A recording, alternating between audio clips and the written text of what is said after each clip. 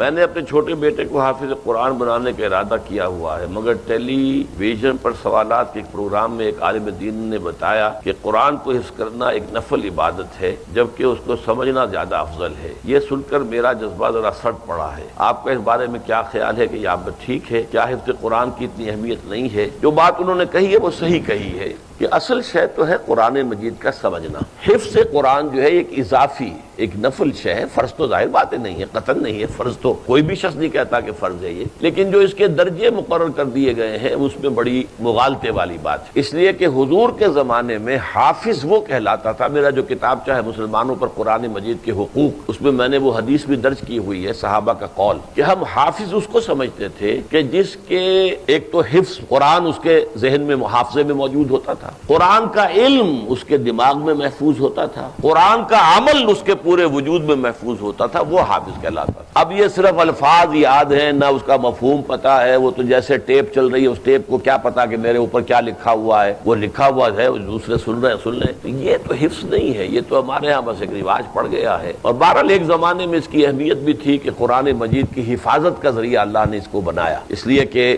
اگر اس وقت لکھنے لکھانے کا اور کتب خانے اور چھاپے خانے اور یہ اور وہ اور ٹیپس اور آڈیوز تو تھے نہیں، تو اس لیے اس کی جو اہمیت پہلے تھی اب وہ رہی بھی نہیں ہے۔ البتہ یہ ہے کہ اگر آدمی یاد کرے اور جتنا زیادہ یاد کرے گا اتنا ہی اس کے پاس ایک دولت ہے، خزانہ ہے۔ البتہ اصولی طور پر جن صاحب نے وہ بات کہی ہے، میں نہیں جانتا جس نے کہی ہے، صحیح کہی ہے کہ قرآن مجید کا حفظ ایک نفلی عبادت ہے، اس کا سمجھنا یہ ہمارے لیے فرض، اصل شے فرض سمجھنا ہے۔